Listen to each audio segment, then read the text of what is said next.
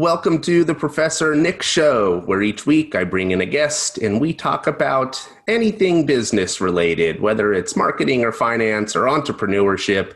I'm your host, Nick Norris. I'm a business professor at Ventura College. I am joined this week by a very special guest, Ariel Palmieri. Ariel got her start, I think, back in the public relations world, but quickly transitioned into the real estate and has been a realtor in the Ventura area for 15 years-ish. She'll clarify that. And she works at Coldwell Banker. And just for fun, you all might as well know that she just helped me and my family buy a new house and sell our old one. So she's great at her job, and listeners, my students, are going to get a lot out of this conversation. Ariel, welcome. Thank you. I'm very excited to be here and to talk with you this morning. Great. So I want to get a background from you. Maybe you can do that in a minute or less because we just have a slew of questions to get through, but it'd be nice to get a little bit of context. So who are you? Where do you come from? What do you do? Wonderful. Thanks for asking. I am originally from the Santa Clarita Valley, which became the city of Santa Clarita when I was growing up. And I went to California State University, Northridge, where I studied journalism and received a degree in journalism with an emphasis in public relations, PR. Sorry about that. Went to work for myself for the first year in PR and had a small public relations agency in what was then the city of Santa Clarita. After a year there, I went to work for a boutique PR firm in the Santa Monica area. We handled international travel clients. Our clients were high-end hotels as well as airlines. So I spent about 5 years traveling the globe as a publicist, escorting journalists on press trips to wonderful and sometimes exotic locations. And after getting a taste of the world of luxury travel, I decided I wanted to keep my feet planted on the ground and start selling real estate. But I chose to sell it in West Ventura County because I liked the idea of selling luxury real estate, which meant beach and harbor homes in Oxnard and Ventura. So that's how I got my start. It was 15 and a half years ago with Coldwell Banker in Hollywood Beach, which is coastal Ventura County. Thank you so much for that. And I was going to say that you work at Coldwell Banker, but I didn't know if you got your start there or if you're just there because I know that realtors sometimes jump around. All right. So the students listening to this for an assignment and for their lessons are from my small business management class. So I wanted to talk a little bit about small business management. In fact, we're going to spend most of our time there. But I want to make a distinction, and I'd like your help in clarifying this. As a realtor, you're an agent of Coldwell Banker, which is a huge company. But your operation is more closely tied, I'm assuming, to small business. Would you say that your work more closely resembles that of a small business owner or as the employee of a large company, and why? Excellent question. About 70% of my work is very much resembling a small business owner. I consider myself an entrepreneur. And because of that, I would say that I treat my business like I would if it were any sort of small business, a store, a restaurant, a marketing firm. So what that means is my office is wherever my iPhone is, which means my office is wherever I am. I don't have 9 to 5 hours. I don't only work on weekdays. I work when my clients want me to work. And a lot of that is because, especially in fast-moving real estate markets, where there are more buyers than there are homes available, we have to be able to jump as soon as a property comes on the market. And that's not necessarily going to be at 10:30 in the morning on a Tuesday. Now, that being said, Coldwell Banker is a global company. It has been in business for more than 100 years, and I have been affiliated with that company for 15 and a half years. And the reason is that I truly appreciate the mentorship and leadership from the branch managers at a local level. I also appreciate the legal guidance that we have from a corporate level, as well as the ongoing continuing education, because real estate does require a lot of ongoing continuing education as laws change and as financials change, and also as our world changes. We have to be able to keep up with all of that. The other aspect I appreciate about Coldwell Banker being a large corporation is that there are referral partners not only all around the country, but globally. And a lot of our business does come from other Coldwell Banker offices in other parts of the world. That's really interesting. I love how you break that down into a percentage. I don't know if it's accurate, if you think it's accurate, 70-30, it's probably accurate. But it kind of reminds me in some of the chapters the students read about franchises as an option. It almost sounds a little bit like you're working for a franchise where you're getting the reputation of a big brand, you're getting the legal and some of the financial support and some of the structure. But really the success or failure of a franchise or of a realtor of your own business is how you operate the business and how you hustle and how you generate sales and build relationships. And that is entrepreneurial. Absolutely. I couldn't agree with you more. Cool. And I have that experience as well, not the same as a realtor. But before I started teaching at Ventura College, I owned a small digital marketing agency. And to your point, I work when my clients ask me to work. And on occasion, that includes me being in the delivery room where my wife is having a baby and I have to bring my computer because you know what? If you don't answer to a client's request, baby or no baby, you don't get paid that month. So it is what it is. It is the life of a small business owner, of an entrepreneur, and we share that in common. So this particular week, I'm going to move on to our next subject or topic or question. This particular week in the small business management class at Ventura College, we are studying marketing small businesses, marketing new ventures, marketing entrepreneurial startup ventures. As a small business owner yourself, how do you approach marketing?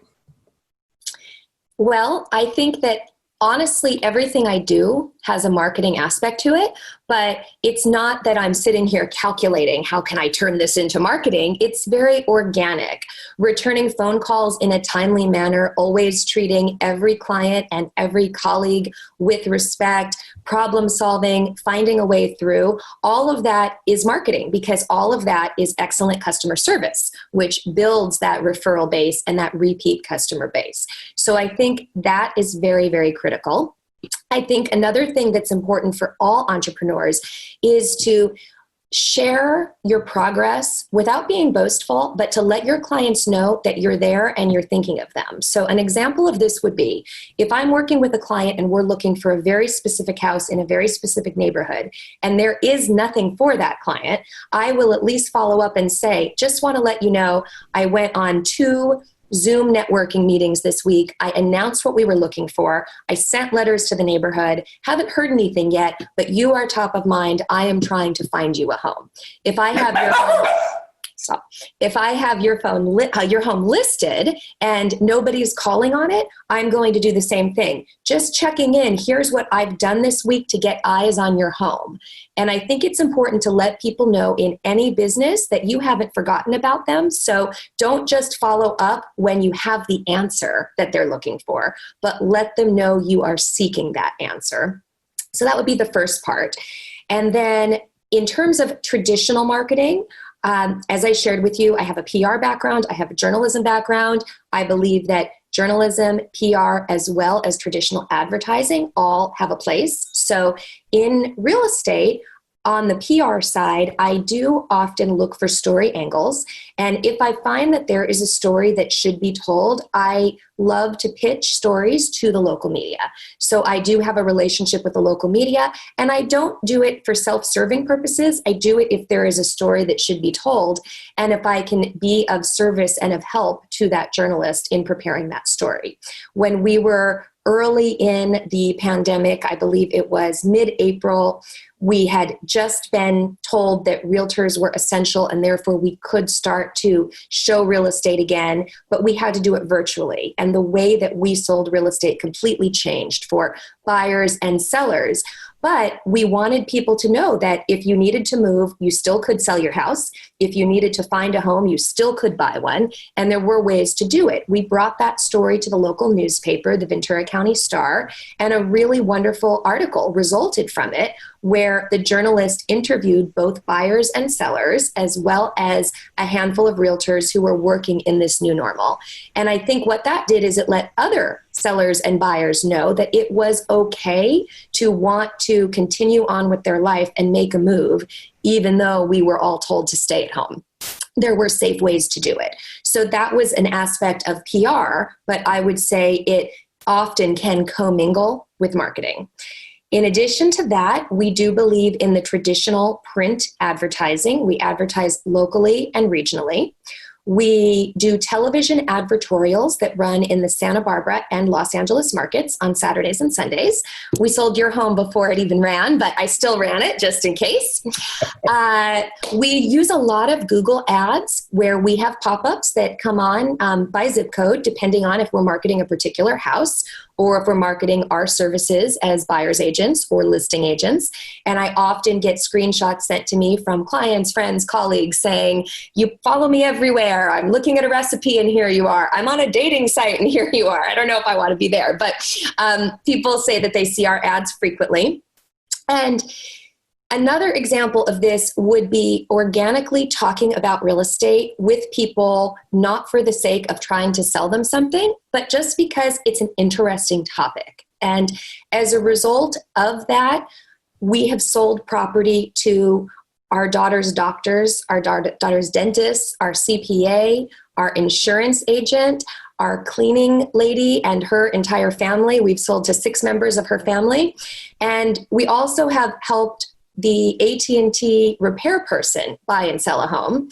He used to come to my original home that was a 1950s home with a very poor internet connection. And I was having a lot of trouble doing work from home. So he would come to help me out. By the way, what are you doing? Why is it so important that you have such a strong internet connection? This was 12 or 13 years ago. So I explained what I did and why. And he said, oh, I need a realtor. So it's just that very organic way of talking to people about things and finding out how we can make that connection. And then in more of a traditional marketing with swag way, we try to stay on the forefront of what people are looking for. So several years ago, before people were being charged for bags at the grocery store, but people who cared about the environment and making less waste were starting to bring their own bags. We invested in these reusable shopping bags. They're insulated, they have a zipper, and I can't tell you how many Trader Joe's cashiers, when I go through the line with these, say, oh, you're the 4th person today to come through with these bags. So that's been pretty cool. And we give the bags out to clients. We give them to friends, family members, kids, teachers. When we do donations to silent auctions, we fill the bag with all sorts of goodies. And our clients have often sent us pictures of these bags on the beach in Greece, on the beach in Hawaii, on a cruise ship. They take them all over the world.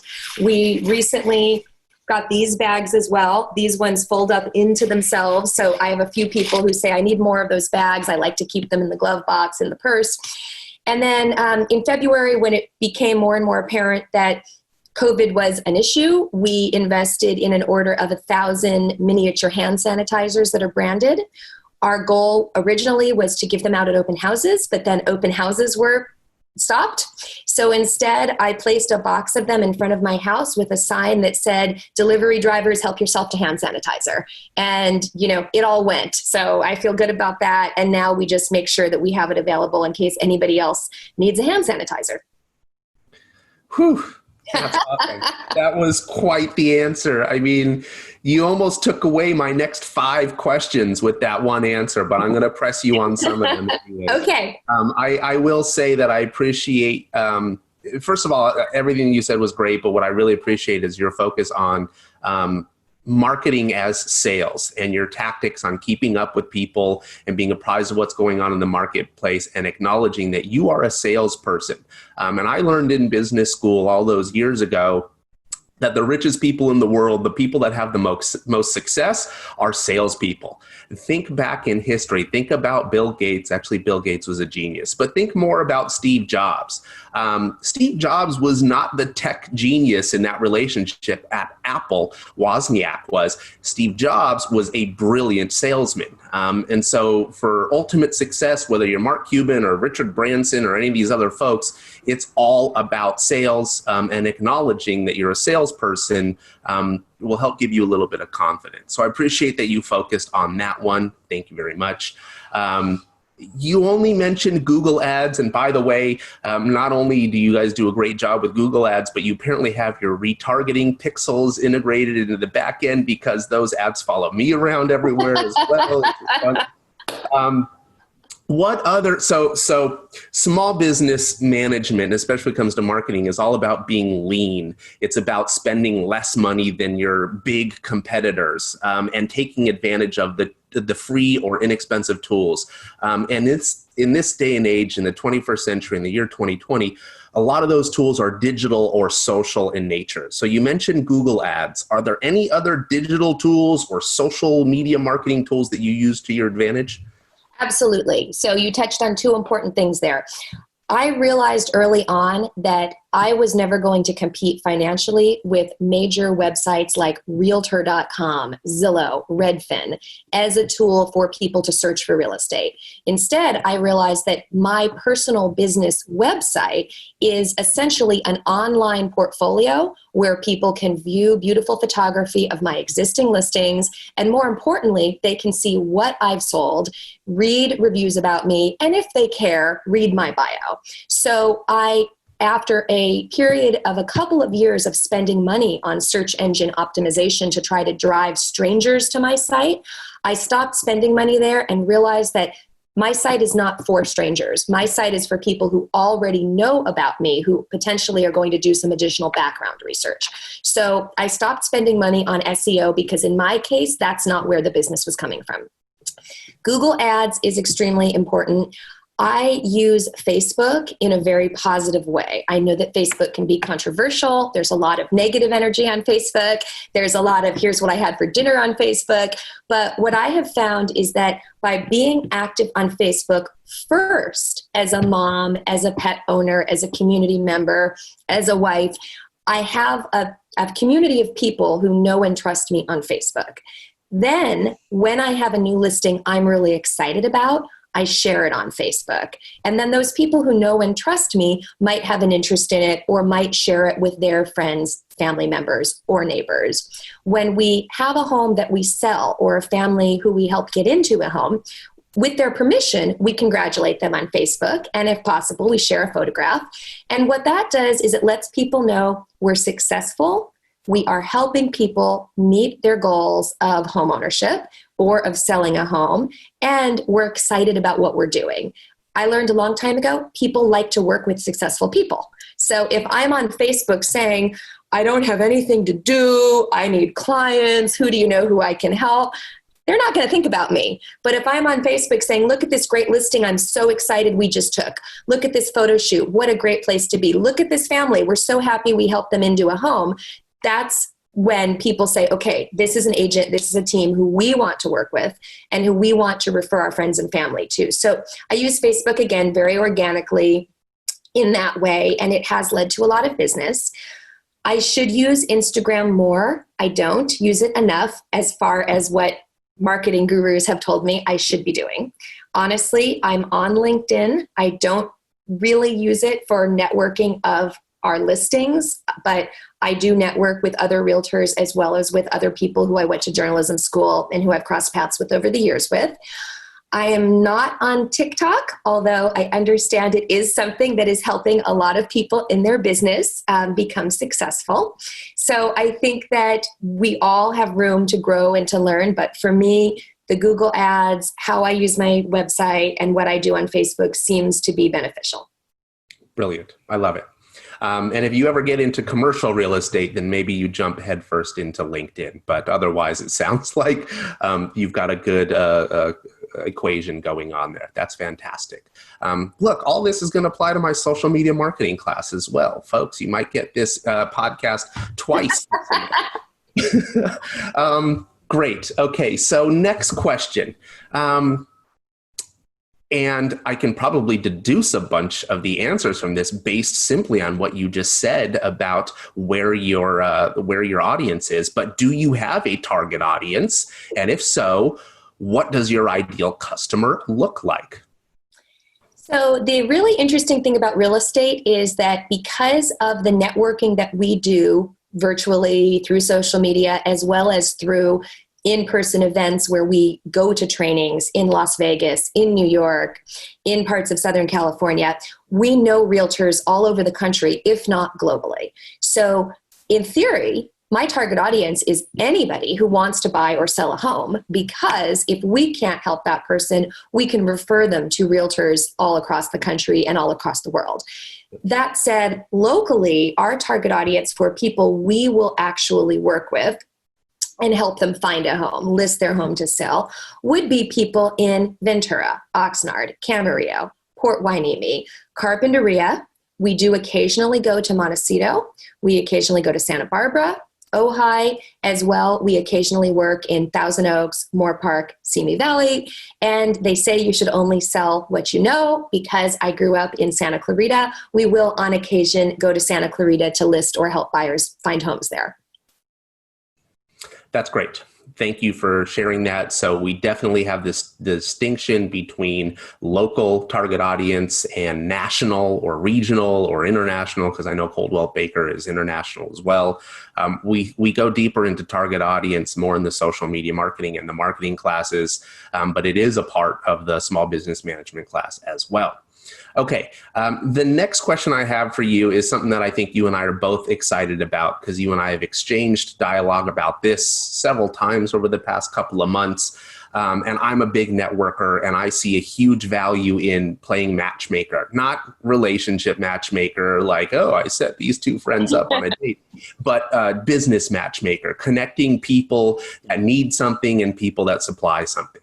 So in your eyes, what is the importance of networking and cultivating relationships to the success of your business? Great. So I'm going to actually bounce right back to the previous question, because that is an excellent segue to this question. One of the things that I think is so important about making referrals when people are looking for a realtor out of state or out of the country is the follow-up, because one never knows when that client or friend who is buying in Boston, New York, Louisiana is going to come back to Ventura or have a relative or friend in Ventura. So there's that aspect. And then also the follow-up with the agent to whom we make the referral.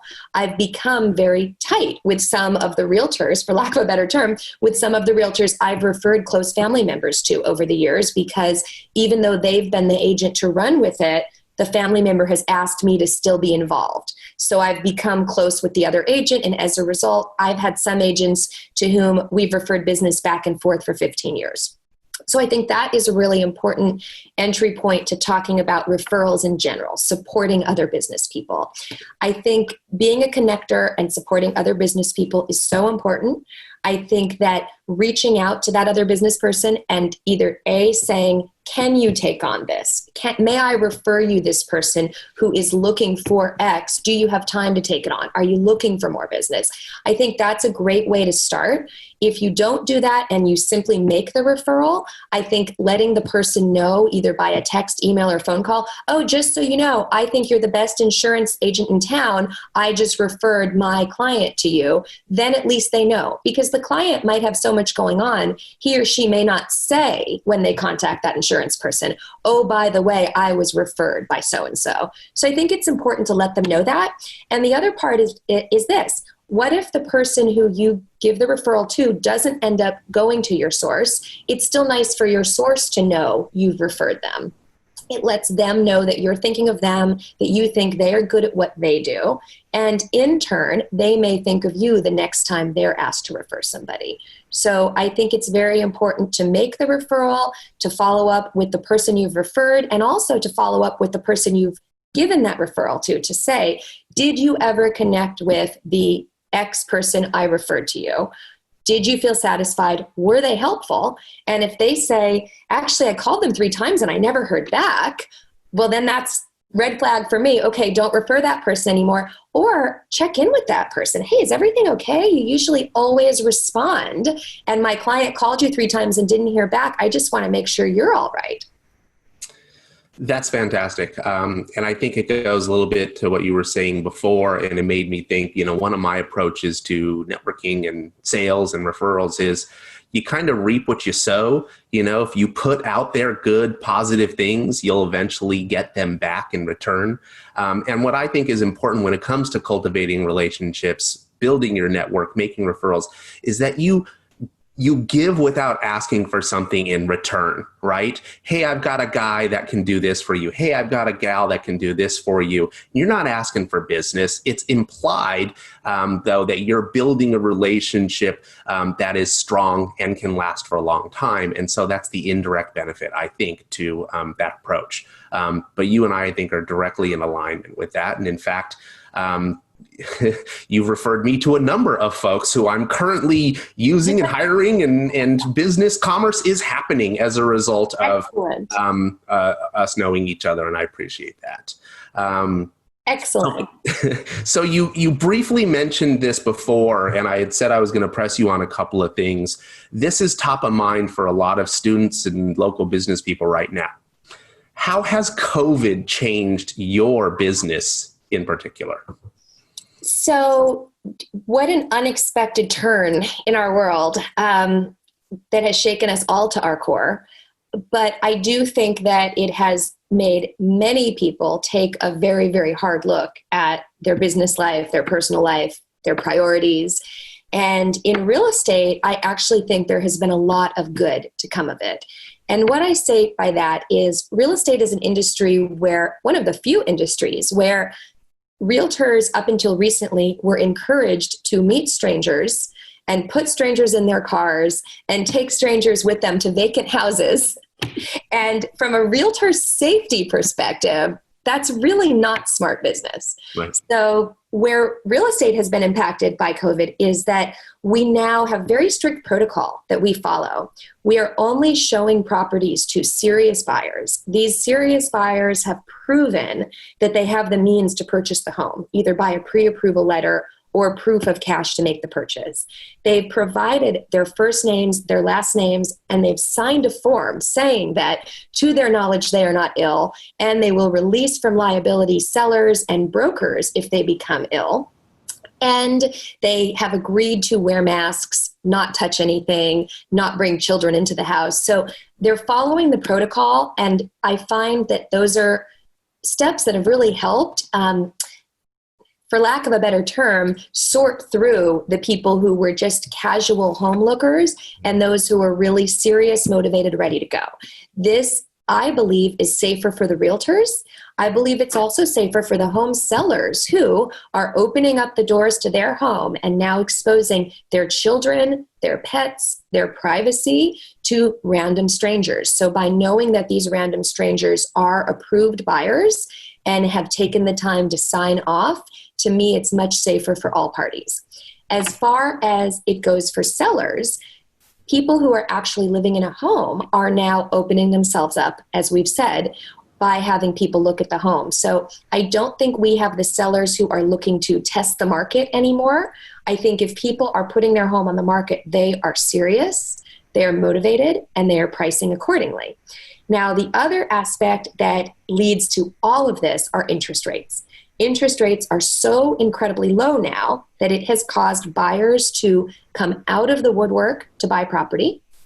And as people are not working in offices anymore and not needing to be in the city centers of Los Angeles, of San Francisco, of Chicago, we are seeing an incredible push where people who would have been living in city centers, either paying high rent or high mortgages, are coming to places like Ventura County because they like the quality of life here, the climate, the opportunity for outdoor life and outdoor activities. So that has also really created an increase in buyers looking in Ventura County. It's interesting you say that. We went through a similar experience 5 years ago. My wife and I moved to Ventura because we were looking to buy our first home. We lived in Santa Monica.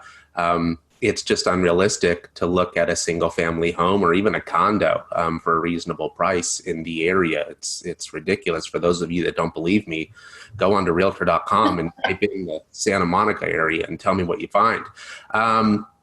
And I will say too, when it comes to the home buying process in the middle of the pandemic, it was very strange personally. Like, I started this conversation by saying my wife, Lindsay, and I recently worked with you to buy and sell a home. And it was strange to go tour a home with me and my wife, with the kids not being allowed, masks on, taking turns going into the house because the other one had to stay outside and watch over the kids, and have limited time inside a home and not be able to touch anything.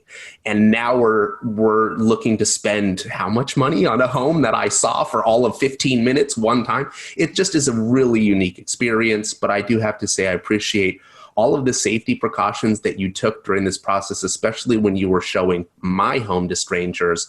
I know how diligent you were about sanitizing and cleaning it after everybody left, making sure everybody had their masks on and so on. And so it was a risky process, but you handled it with professionalism, and I appreciate that. Thank you. And so I have just one last question for you. We've talked about marketing, we've talked about COVID, we've talked about networking and all these other things. For my listeners and for my students that are considering getting into real estate, what tips do you have for my audience, for my students who may be pursuing a similar career? So having a mentor is extremely important. And I think that is true in any type of business, but particularly in real estate. I also think it is extremely important to recognize that you will never have all of the answers, that every day may bring new challenges, and it is much better to say, I don't know, but let me find out, let me ask the experts, let me do the research, than to guess or to just assume you know what is best. In many instances, realtors are representing buyers who are making what will be the largest financial decision of their lives, that is also very emotional and very personal and will impact their daily life. So that's not something that should be taken lightly. You can't just return a house if you make the wrong choice. So I think it's very important to really do the research and get the answers. And sometimes the answer is, you know what? I don't think this is the right house for you. I think you should cancel the escrow while you have the opportunity to. I think there's too many risk factors now that you've shared your concerns about this, and now that we've determined that. And many realtors might not want to encourage a client to do that because now you're starting the whole process over again. But at the end of the day, we're not just selling a pair of shoes. So we need to feel very comfortable and confident that we are helping clients into purchases that they will feel strongly that they made the right decision. And if we can help be their guide through that process, then we can feel good about what we've done. So that would be very important, to just recognize you don't know it all, you never will, and it's okay to ask for help. Getting a mentor, as I said, also talking to different managers of different real estate brokerages, because while the business model is very similar, things are different from one brokerage to another.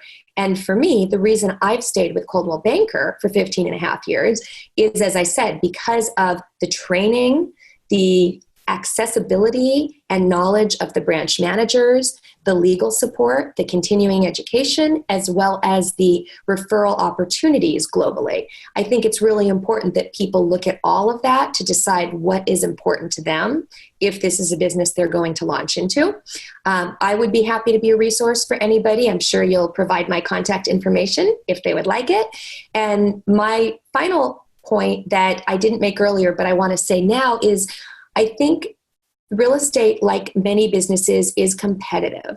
And I think it's easy for people to feel discouraged if agents who have been around a long time or are big names or who spend a lot of money on advertising come into the picture. They think, how can I get started when I don't have that money, that name recognition, I'm new to the area, whatever it might be. But just like there are more hairdressers than I can think of in Ventura, there are more breweries than I can think of in Ventura, yet the hairdressers are always busy. The breweries are always full. So there's room for everybody. And as my grandmother used to say, there is a lid for every pot.